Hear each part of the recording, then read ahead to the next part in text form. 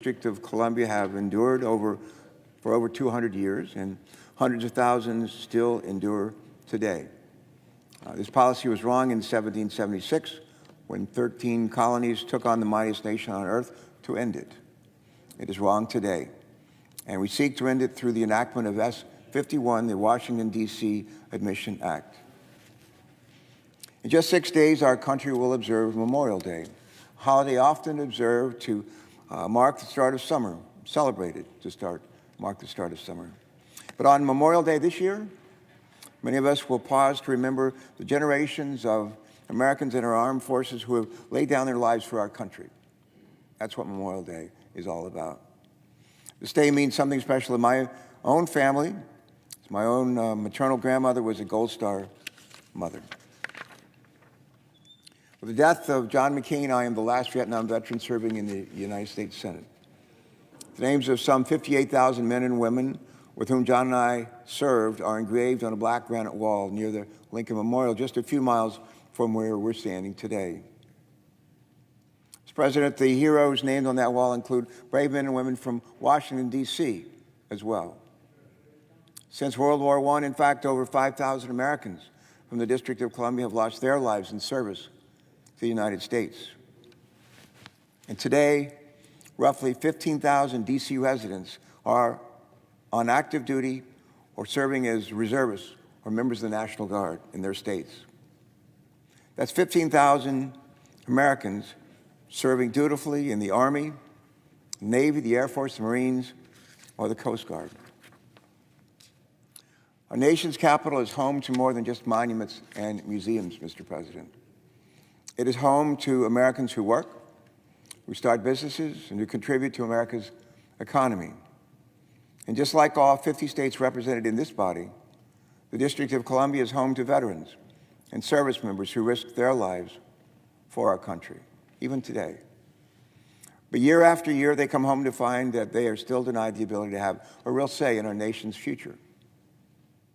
These heroes are among the nearly 700,000 Americans who call the district home, and for generations have lived without voting representation in Congress. That's why I view Washington, D.C. statehood not as a Republican or Democratic issue, not as a political issue, but as an American issue, as an issue of basic fairness and equality. Early this year, the senior senator from Utah sought to overturn a law passed by the D.C. City Council right here on the Senate floor.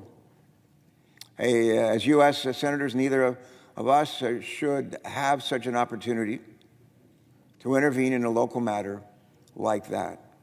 But in the Senate, we have power over the budget of the District of Columbia. A city, let me just point this out, a city that has a AA+ credit rating, AA+. I'm an old state treasurer. That's pretty darn good. Better than most states, in fact, if you check. We also have confirmation power here in the Congress over the district's judges, an arrangement that has needlessly led to extensive judicial vacancies and delayed justices for weeks, for months, in some cases for years. That's wrong. I reminded my colleagues that that day that no one in this room was elected by the people of the District of Columbia. Nobody in this room was elected by the people of the District of Columbia. And no one here was able to stand up and represent their interests. This should be unacceptable in a 21st century democracy. However, I believe that the tide is starting to turn. I believe we can finally make D.C. statehood a reality during this Congress, the 117th Congress. We have a fearless champion in the House, Congresswoman Eleanor Holmes Norton. And with her leadership, along with that of the Speaker and Leader Steny Hoyer, the House passed the D.C. statehood bill last month for the second time ever. We also have, for the first time, a president who formally supports ending this policy, modern-day policy, of taxation without representation. And in the Senate, we have a record 45 co-sponsors on our bill to make the District of Columbia a state, a number that represents members from rural and urban areas alike. This number has grown steadily since my friend, our former colleague, Joe Lieberman, fiercely independent senator from Connecticut, led this charge in the Senate before passing the baton to me in 2013. Now, I know some of our colleagues have said that D.C. statehood is unconstitutional. To be clear, the District of Columbia is taking the same steps towards statehood that 37 other states have taken since 1791. The same steps, a process clearly laid out in our Constitution. This case was made clearly in a letter to Congress just this week from nearly 40 leading constitutional scholars who wrote that Congress is well within its rights to grant statehood. On a different holiday later this summer, Mr. President, we'll be celebrating July 4th to remember those who fought for our independence. And I'll remind my colleagues again that the Founding Fathers, the same men who wrote our Constitution, had a rallying cry during the Revolutionary War. Again, there was no taxation without representation. Yet that is exactly what is happening to the citizens in the District of Columbia today. The reality is that these citizens pay the most, get this, the citizens of the District of Columbia pay the most in per capita federal income taxes in the U.S., more than any other state. But they have no say in how those dollars are spent.